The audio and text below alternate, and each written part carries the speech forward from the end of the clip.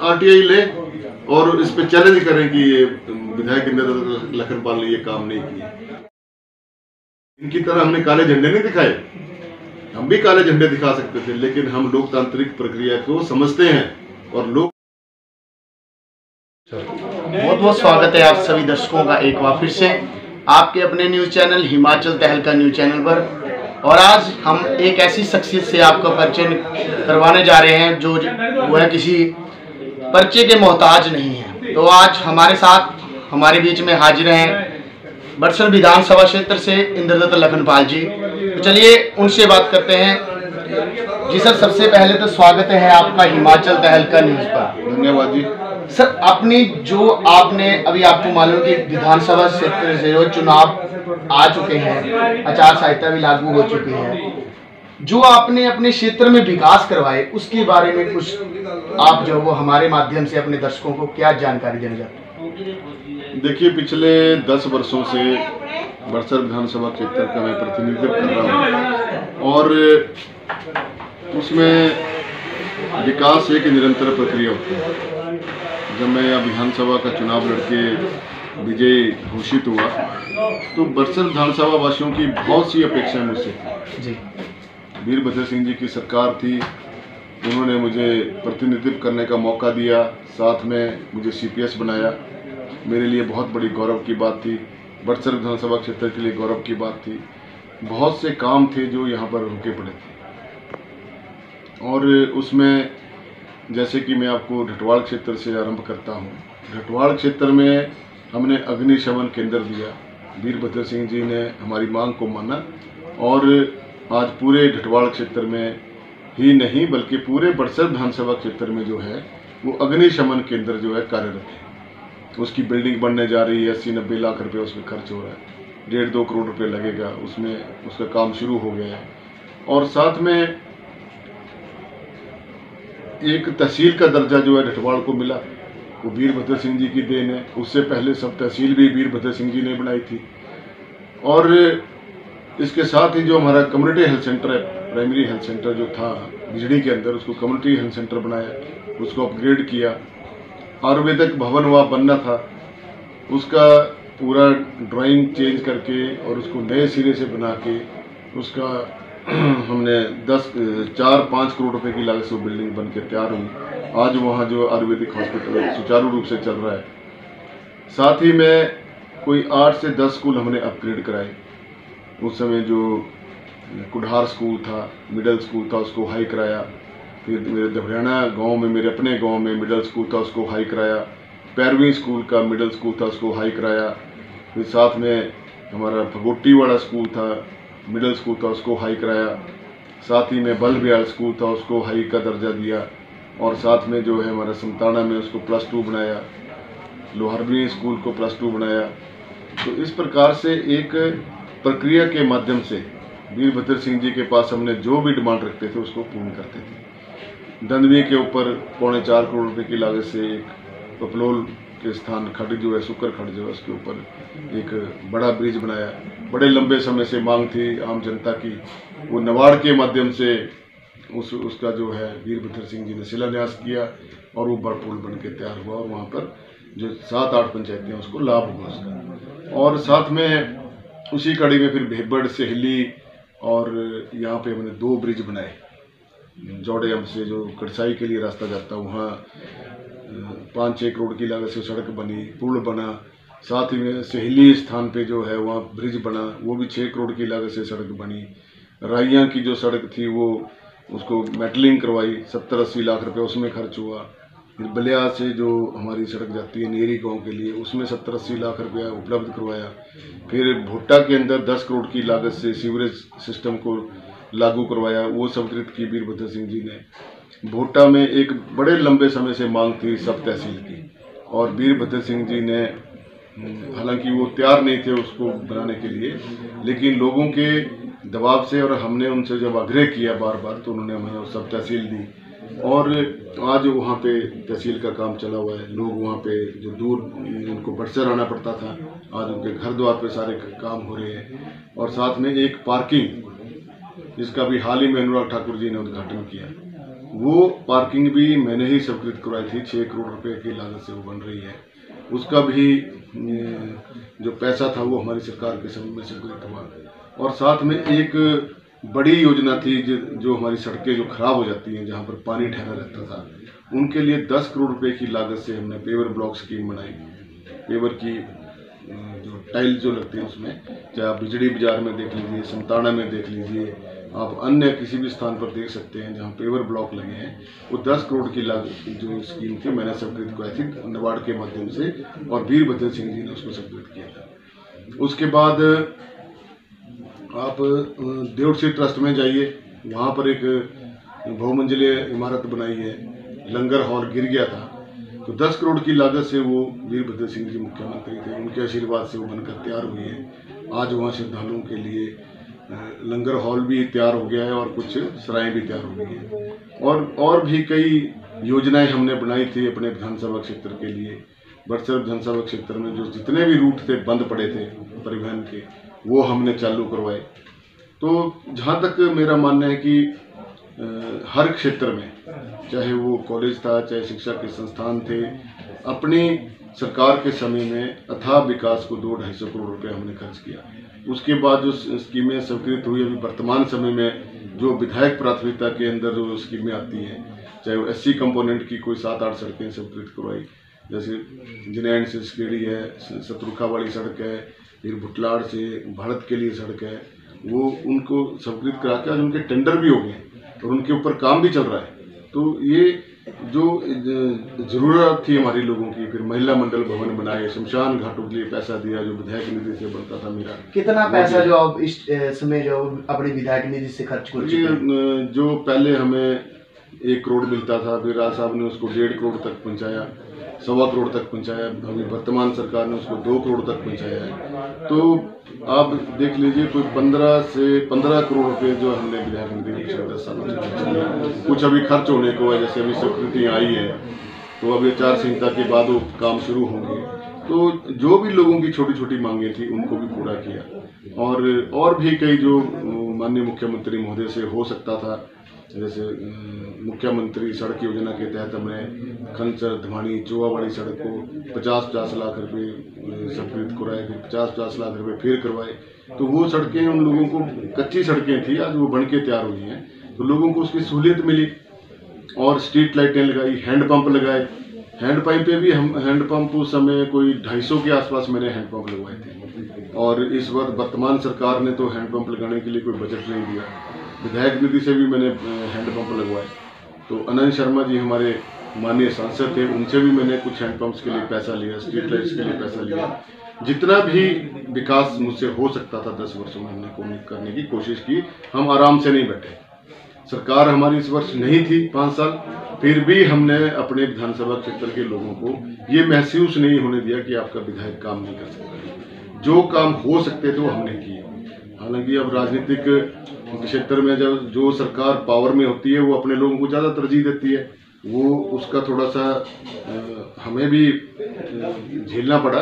लेकिन फिर भी जो मेरा एक आवाज़ उठाने का तरीका था विधानसभा के अंदर प्लानिंग की बैठक में, वो हमने पूरे जोर के साथ उठाया और हमने काम किया। एक और सवाल है कि जैसे कि अभी प्रदेश सरकार की बात करें, मुख्य प्रधानमंत्री जी के हिमाचल प्रदेश में जो 5-6 दौरे यहाँ पर हो चुके हैं, तो क्या लगता है आपको कि इस बार चुनावों को लेकर जो वो प्रदेश सरकार में एक बुखलाहट पैदा हो चुकी है कि उन्हें एक डर सता रहा है कि इस बार जो है लोग जो है वो उन्हें जो है वो सत्ता से जो है दरकिनार न कर दे, उसके ऊपर आपकी क्या टिप्पणी? बिल्कुल, इसमें ये साफ झलकता है कि सरकार बुखलाई हुई है और बुखलाहट में जो है वो माननीय प्रधानमंत्री जी को बार बार यहाँ हमारे प्रदेश में बुला रहे हैं और भारी भरकम पैसा जो है वो सरकार का खर्च हो रहा है। उसका कोई हिसाब किताब ये सरकार देना नहीं चाहती। मैं आपको बताना चाहता हूँ कि 9वीं बार जो है प्रधानमंत्री महोदय जी हमारे प्रदेश में दिया कुछ नहीं उन्होंने। डबल इंजन की सरकार, उन्होंने बोला कि वो डबल इंजन की सरकार है, मैंने अथाह विकास किया। अगर विकास हुआ होता तो फिर मोदी जी को आने की जरूरत क्या थी? जयराम जी को इतनी घबराहट क्यों हो रही है कि वो मोदी जी को बुला रहे हैं, बार बार मोदी जी के नाम पे चुनाव लड़ने की कोशिश कर रहे हैं? अगर उन्होंने कुछ किया होता तो अपने दम पे चुनाव लड़ते। ठीक है, एक जिस पार्टी से प्रधानमंत्री होता है उनका एक बर्दाश्त होता है सरकार के ऊपर, लेकिन आज से पहले हमने ऐसा कभी नहीं देखा कि प्रधानमंत्री महोदय के इतने सारे दौरे हों और इतनी बड़ी बड़ी रैलियां जो है सरकारी खर्चे पे हुई हो, तो मोदी जी को भी देखना चाहिए था कि एक तो हमारी आर्थिक स्थिति वैसे ही खराब है, प्रदेश जो है, या तो मोदी जी हमारे स्पेशल पैकेज कोई दे रहे हो, तो सरकार को तो कोई स्पेशल पैकेज मिला नहीं केंद्र सरकार से। लोन के ऊपर सरकार चल रही है, 2,500 करोड़ रुपया लोन ले रहे हैं, 1,000 करोड़ रुपया लोन प्रति माह ले रहे हैं, तो फिर डबल इंजन की सरकार का क्या मतलब हुआ, हमें समझ नहीं आया आज तक। तो ये मैं कहना चाहता हूँ जनता के प्रति जो है सरकार की जवाबदेही जो बनती थी उससे वो पूरी तरह से विमुख रहे, और अब वो परेशानी में जो प्रधानमंत्री को बुला रहे हैं और साथ में डबल इंजन सरकार की दुहाई दे देकर जो लोगों को बरगलाने की कोशिश की जा रही है। यहाँ तक कि जो अभी रैलियाँ जो हुई हैं उसमें चाहे आंगनबाड़ी के कार्यकर्ता थे, पटवारी थे, सरकारी कर्मचारी थे, ग्राम रोजगार सेवक थे, महिला मंडल थे, या फिर जो आंगनबाड़ी के लोग थे, आशा वर्कर जो हैं, उनको भर भर के वो बसों में ले गए और स्पेशल एसडीएम्स की ड्यूटी लगाई हुई थी कि आपने लोगों को गाड़ी बसों में भरना है। 130 बसें जो यहाँ से, हालांकि बसें बहुत सारी खाली गई, बहुत से लोग उसमें बैठे नहीं, तो जिनको इन्होंने सिलेंडर दे रखे हैं गृहिणी योजना, उनको डराया धमकाया गया कि आपके सिलेंडर वापस ले लेंगे, आपको रैली में जाना पड़ेगा। इनके कार्यकर्ताओं ने ये बातें करी हैं फील्ड में जाके। तो इससे साफ झलकता है कि जो कर्मचारियों की मांगें थी, आज कर्मचारी ओपीएस के लिए लड़ाई लड़ रहे हैं। जयराम जी ने पहली ही विधानसभा के अंदर बैठक में ये कहा था कि असंभव है, और अंत तक ये असंभव ही बोलते रहे, नहीं कर पाए। और अब जो इनका वो है, पिछले कल मैं सोशल मीडिया पे उनका बयान देख रहा था, तो मोदी जी जयराम जी बोल रहे थे कि अब हम केंद्र के सरकार के साथ मिलकर ओपीएस लाएंगे। तो आज तक भी तो केंद्र सरकार जयराम जी की है, मोदी जी की सरकार है, तो ओपीएस केंद्र में हमारे इसी विधानसभा क्षेत्र से संबंध रखते हैं अनुराग ठाकुर जी। बिल्कुल, उन्होंने वो दावा किया था कि जो वो रेलवे लाइन जो है ऊना से हमीरपुर के लिए बिछाएंगे, तो उसके ऊपर आपका क्या विचार है? देखिए, 4 बार अनुराग ठाकुर जी एमपी बने हैं, मंत्री बने हैं, लेकिन जो उनका एक सपना था, वो कहते थे कि मेरा ड्रीम प्रोजेक्ट है जो है हमीरपुर तक जो रेल लाइन को लेकर आऊँगा, लेकिन नहीं ला सके। अभी हाल ही में जो उन्होंने एक वंदे रेल जो चलाई है मोदी जी ने 2 दिन पहले ऊना से दिल्ली के लिए, और उसी दिन उन्होंने उसका कार्यक्रम रखा था हमीरपुर रेल लाइन का शिलान्यास का, लेकिन अंत में वो खारिज हुआ। क्या कारण है? कि उसमें बजट ही नहीं था। अब जब तक किसी मद में बजट नहीं होगा, किसी योजना का बजट नहीं होगा, तो उसका शिलान्यास नहीं कर सकते थे। ये करवाना चाहते थे अनुराग जी की एक नाम मेरा चल पड़ेगा कि मैंने हमीरपुर के लिए ले कि मैं बड़ा गंभीर हूँ, लेकिन गंभीरता दिखी नहीं। मोदी जी ने उसको मना कर दिया क्योंकि टेक्निकल सैंक्शन थी नहीं, पैसा था नहीं, तो इसलिए वो रिजेक्ट हुई। तो चलिए अब ज़्यादा ना लंबा खींचते हुए मैं आपसे छोटे से मुद्दे पे आता हूँ। यदि आपको बड़सर विधानसभा क्षेत्र से जनता एक बार पुनः आपको चुनती है, तो आपके मन में ऐसी कौन कौन सी बातें हैं कि कौन कौन सी प्राथमिकता बड़सर विधानसभा क्षेत्र में आपकी तरफ से रहेंगी? देखिए, बड़सर विधानसभा क्षेत्र में बहुत सारे काम करने को। सबसे पहले तो देखो, महंगाई बहुत ज़्यादा है, बेरोजगारी बहुत ज़्यादा है। बेरोजगारों के लिए लड़ाई लड़ना हमारा प्रथम कर्तव्य मेरा रहेगा कि उनको उनकी पढ़ाई के अनुसार जो प्लेसमेंट मिलनी चाहिए। और साथ में सबसे बड़ी समस्या हमारे यहाँ पानी की है। पीने के पानी की इतनी विकराल समस्या है कि हमारे सोर्सेज सूख जाते हैं। अभी सरकार ने 2300 करोड़ रुपए की पाइपें खरीदी और वो बिछा दी, लेकिन उसमें पानी नहीं है। मंत्री जी बोलते हैं, जयराम जी बोलते हैं कि हमने हर घर में नल लगा दिया, हर घर को नल, हर घर को जल स्कीम चला दी। जब हमने विधानसभा में हमने इसका प्रश्न किया कि आप हमें ये बताइए कि उन्हें पानी नहीं आ रहा है, आप उनको नलकों को लगाने का फायदा क्या है? आप पहले सोर्स को डेवलप करते, पानी का जो सोर्स है उसको ढूंढते, वहाँ से पानी उठाते, टैंकों में डालते, फिर आप बिछाते, तो हमारा कोई विरोध नहीं होना था। लेकिन एक 2300 करोड़ रुपया जो उन्होंने जमीन में बिछा दिया, वो एक बहुत बड़ा घोटाला है। आने वाले समय में उसकी छाया। बेरोजगारी की बात की, उसके लिए हम लड़ाई लड़ेंगे। महंगाई की हमने बात की, मोदी सरकार महंगाई की बात नहीं करती है। उस समय करते थे 2014 में कि महंगाई 100 दिन में खत्म करेंगे, बेरोजगारी हर साल बेरोजगारों को 2 करोड़ नौकरियां देंगे, वो सब मुद्दे खत्म।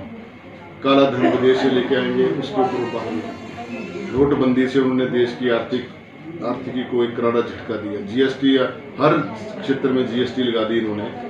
इवन की जो आपके कपड़े के ऊपर आज़ाद भारत के बाद भारत में कभी कपड़े पे टैक्स नहीं लगा, अब जीएसटी उस पर भी लागू कर दिया। हर चीज़ में, बच्चों की पेंसिल पे, रबड़ पे, कॉपी पे, कफन पे, हर चीज़ पे उन्होंने टैक्स लगा दिया। तो ये तो टैक्स वाली सरकार है, ये कोई लोकतांत्रिक सरकार नहीं है, ये तानाशाह सरकार है और लोगों को इन्होंने दुखी करके रख दिया हुआ है और इनके ऊपर धौंस जमा के, जो उनको डरा धमका के जो है इस प्रकार से आगे बढ़ रहे हैं। अंत में आप बड़सर विधानसभा क्षेत्र से लोगों से क्या अपील रखना चाहते हैं? देखिए, मेरा तो यही है कि पिछले 10 वर्षों से जहां विकास के साथ साथ मैंने समाज के निर्माण के लिए, आपसी भाईचारे को मजबूत करने के लिए जो मैंने अपनी पहल की और लोगों के बीच में किया, एक सद्भावना के तौर पर लोगों ने मुझे मान और सम्मान भी दिया और एक भाईचारे को मजबूत करने के लिए जो अपील की, उसका काफ़ी हमें यहाँ पे हद तक देखने को मिला। और मैं यही अपील करूँगा कि आने वाले चुनावों में जब दोबारा से आपके बीच में जाऊंगा मैं वोट मांगने के लिए, तो कृपया करके आप कांग्रेस पार्टी को वोट करें और अपने बच्चों के भविष्य को सुरक्षित बनाएं। एक और सवाल था सर, हमने भी काफ़ी जगह पर ये सुना था कि इंद्रदत्त लखनपाल जी जो वो धाम खाने के काफ़ी शौकीन है। ये ज़्यादा आजकल जो वो बड़सर विधानसभा क्षेत्र में बात ज़्यादा गूंज रही है कि विधायक ने जो वो क्षेत्र में काम कम करवाए और धाम में ज़्यादा खाए, उसके ऊपर आप क्या कहेंगे सर? देखिए, ये एक बुकलेट है मेरी, पिछले 10 वर्षों में मैंने क्या किया, इसमें हर काम को मैंने इसमें अंकित किया है। और एक बार अभी इन्होंने रैली की थी, बलदेव शर्मा जी स्पीच कर रहे थे उसमें कि कहना मोड़ना नहीं, डक्का तोड़ना, ये उनके लोग बड़े ठाके मारे थे। तो मैं उनको बताऊंगा कि आप इसको पढ़ें और इसमें उनको कोई गलत लगता है तो इसमें आरटीआई मांग सकते हैं। ये जो हमने छापी है मैंने अपनी, मतलब आपका खुला दावा है? खुला दावा है कि वो आरटीआई ले और इस पे चैलेंज करें कि ये विधायक इंद्रदत्त लखनपाल ने ये काम नहीं किए, बहुत काम किए। और जहां तक धाम खाने की बात है, तो भाई अब जनता के बीच में रहता हूँ, जनता के बीच में जाता हूँ, वो मान सम्मान देते हैं, वो मुझे बुलाते हैं, ब्याह शादियों में बुलाते हैं और अन्य सामाजिक कामों में बुलाते हैं। तो वहाँ अगर वो मुझे बोलते हैं कि आप धाम खाओ, तो धाम खाने में क्या हर्ज है? इनको परेशानी होती है। अगर मैं धाम खाने जा रहा हूँ तब परेशानी, यदि मैं किसी की मृत्यु हो जाती है, लकड़ी डालने जाता हूँ तब परेशानी। ये तो यहाँ तक बोलते हैं कि लखनपाल जी तो भगवान से ये दुआ करते हैं कि रोज मेरे इलाके में कोई ना कोई मृत्यु हो जाए। कोई विधायक ऐसा हो सकता है जो ऐसा सोचेगा? ये इनकी मानसिकता ही ऐसी है, ये बुखलाहट में है, क्योंकि खुद कुछ कर नहीं सकते, ना तो ये किसी की सहायता करते हैं, ना किसी के सुख दुख में बढ़ चढ़ कर भाग लेते हैं, बड़ी बड़ी बातें करते हैं, झूठ बोलते हैं, सरकारी योजनाओं का लाभ देने की बात करते हैं। कभी अपनी जेब से भी किसी की मदद की हो तब तो माने भी। हम तो हर गरीब के परिवार को अपना परिवार का सदस्य समझते हैं। हर विधानसभा क्षेत्र का जो भी नागरिक है वो मेरे परिवार का सदस्य है। मेरे परिवार का सदस्य मुझे बुलाएगा तो मुझे जाना पड़ता है और मैं जाता हूँ। और मैं उसमें ये जो मर्जी बोले, धाम खाने के लिए अब एक दिन में तो 25-25 निमंत्रण भी होते हैं, तो इसका मतलब ये थोड़ा ना मैं 25 जगह ही धाम खाता हूँ।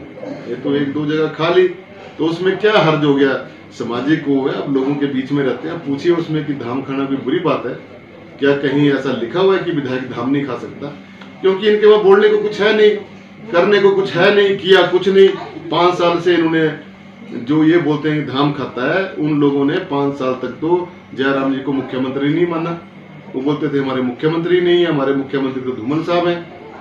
उन्होंने तो जयराम जी को मुख्यमंत्री नहीं माना। और यही कारण है कि 4.5 साल लगे मुख्यमंत्री महोदय को आनन फानन में बड़सर विधानसभा क्षेत्र में आने के लिए। समय हमने उनको निमंत्रण दिया कि आप विधानसभा क्षेत्र में आओ, मुख्यमंत्री जी हमारे क्षेत्र में आएंगे, उनका स्वागत किया जाएगा। और हमने किया। इनकी तरह हमने काले झंडे नहीं दिखाए, हम भी काले झंडे दिखा सकते थे, लेकिन हम लोकतांत्रिक प्रक्रिया को समझते हैं और लोकतांत्रिक मूल्यों को भी समझते हैं। लेकिन ये ओछापन, हुड़दंगबाजी, ये इनका मुख्य काम रहता है भारतीय जनता पार्टी के लिए। झूठ बोलना और झूठ को जोर से बोलना, लोगों को डराना धमकाना, ये इनका काम है। हम वो काम नहीं करते। वो उस चीज को हमने खत्म किया है। डायरेक्ट असेस करिए पब्लिक के साथ। एक वोटर जो वोट करता है उसको हमने ये एहसास दिलाया कि आपका पूरा अधिकार है विधायक के साथ मिलने। जब वोट मुझे वो करता है तो वो किसी की चिट लेके क्यों आए? उसका अधिकार है मुझसे मिलना। और वो मैंने जब किया तो उनको तकलीफ हुई सबको। आज मेरी ही नकल करते हैं ये सारे के सारे। तो इनको मैंने सिखा तो दी राजनीति की, कैसे राजनीति होती है और कैसे समाज के काम होते हैं। अब वो परेशान होते हैं, तो समय देना पड़ता है। मैं तो 12-1 बजे तक पब्लिक में ही रहता हूँ। सुबह 8 बजे के से लेके मुझे और कोई चिंता नहीं होती। मैं पब्लिक की चिंता करता हूँ, उनके सुख दुख में पूरा बैठता हूँ, उनकी मदद करने की कोशिश करता हूँ, चाहे वो कैसे भी हो उसके लिए मैं प्रयास करता हूँ कि किसी न किसी तरीके से इसकी मदद हो। जी बहुत बहुत धन्यवाद सर आपका, जो आपने अपना कीमती समय देकर हमारे से बात की। तो मेरा भी सभी दर्शकों से आग्रह है कि आप इस वीडियो को जो वो ज़्यादा से ज़्यादा शेयर करें। और देखिए बड़सर विधानसभा क्षेत्र से यदि आप छोटे से बच्चे से भी पूछेंगे तो विधायक इंद्रदत्त लखनपाल का ही नाम सर्वप्रथम आएगा कि विधायक हो तो ऐसा हो।